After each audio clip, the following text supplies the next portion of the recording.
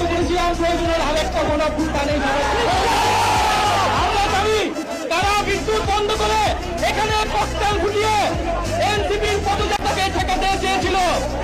আমরা বলবো স্পষ্টভাবে প্রশাসন